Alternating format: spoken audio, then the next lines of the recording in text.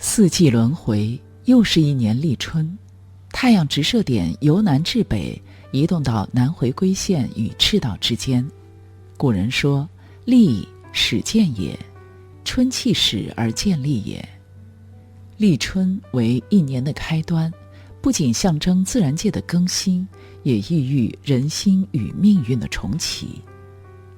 人法地，地法天，此时顺应天时，叫醒自己，才能一扫冬日萧瑟，赢得人生转运之机。一、激活身体。俗话说：春困秋乏夏打盹儿，睡不醒的冬三月。冬春之际，气温波动，人很容易犯困，所以孟浩然才会说春眠不觉晓，白居易才会说却望人间事，似得枕上仙。但是此时万物勃发，时光大好，如果日日瞌睡，可就要平白错过了。所以在古代有却春困的习俗。唐代的时候，人们用喝茶来消春困，清代则是以咬春来消春困，比如吃春饼、啃萝卜。《黄帝内经》中讲：顺40而适寒暑，冬春主藏，春季则万物生发。此时如果仍处于冬藏的状态，则会让自己精神不济，身体怠惰，逐渐消沉。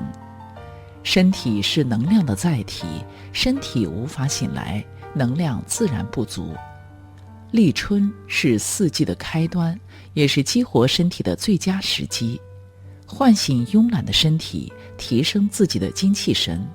当你头脑清晰，富有活力，才能有源源不断的好运气。一、规律作息，早睡早起，不要熬夜，适当午休。二、适度锻炼，跑步、打球，生发身体的阳气，促进新陈代谢。三、少吃油腻，多吃蔬菜、蛋白质，避免过饱，呵护脾胃。四、听歌、赏花，疏解心情，释放压力。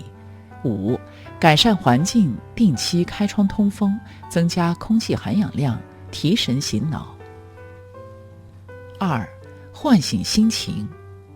立春有3候：一候东风解冻，二候蛰虫始振，三候鱼至复冰。意思是说，东风开始变得暖和起来，虫子开始醒来，鱼儿开始在浮冰下游动。立春之后，阳气抬升，动物是最先感知到的。白居易说：残冰彻玉片，新萼排红柯，玉物净心心，爱春非独我。只要出去走一走，看一看外面将要开的花儿，你就能知道万物勃发的可爱。拥抱自然，呼吸一下新鲜的空气，看看外面的风景，这样才能一扫冬日的阴霾，有一个畅快愉悦的心情。人生亦如四季，有寒冬必迎春日，有低谷必有高峰。起落总无常，但总会峰回路转。明白这一点，人的心态就会稳定很多。笑看风云淡，坐对云起时。打开自己，多看看自然，多看看天地，有一个乐观豁达的心态，才能在下一个路口和好运撞个满怀。一、登高望远，爬爬山，开阔眼界和胸怀，心大了，一切就都小了。二、一个人在外面晒晒太阳，享受独处时光。三、学会欣赏路边的红，穿越了一个冬天的花朵，感受万物生发的美好。四、穿戴好御寒的衣服，夜晚去户外，抬头看看辽阔的星空。五、什么也不做，在公园遛弯、散步，放空自己。三、叫醒自我。俗话说：立春一年端，种地早盘算。在过去，一到立春，农人就要开始盘算今年的耕种事宜了。每块地要种什么，需要多少种子，多少化肥，多少农药，都要做到心里有数。天时地利一个也不能少。比如去年这块地种了芝麻，今年就尽量不要再种，让土地轮着来，这是地利。比如今年是凌晨4点立春，属于早立春，天气暖得快，可以在年后种一些喜温的菜，长得快不愁吃。古人说一年之计在于春，这个春也存了筹谋规划的意思。地要知道种什么，人要知道自己干什么，要有章法有目标，只有这样才能少走弯路，让自己走得更远。周易中说正位宁命，正位是知道自己的位置，宁命则是要把所有精力集中一点，守住自己的心，集中精神应对挑战，才能逢山开路，遇难成祥。知道从何处来，知道往何处去，找到自己，完成自己，一个人才能真正不辜负自己。1. 每天15分钟无输入时间，拥抱独处，安静思考。2.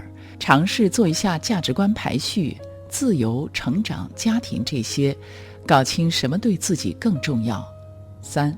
社交断舍离，减少社交，外部干扰越少，内在声音越清晰。4. 记录心流时刻，找到自己真正的天赋和热情所在。4. 付诸行动。一年之计在于春，一生之计在于勤。规划再多，如果不付诸行动，那也注定只能是空中楼阁。不要做思想的巨人，行动的矮子，努力去做，付诸行动，才能真正有所收获。但是冬日漫长，懒散的窝冬已经渐渐成为一种习惯，所以古人发明了打春牛，在立春那天用鞭子鞭打泥牛，以作鞭策，同时挨家挨户送去春牛图，告诉大家春天已到，莫务农时。春若不耕，秋则无望，少若不勤，老无所依。说到底，人生的所有收获都是辛劳的结果，所有的好运都藏在一个人的行动里。只要肯努力，早晚总有丰收的一天。1. 用5秒启动法对抗拖延，无论什么事，数5个数字，马上起来干，养成习惯。2.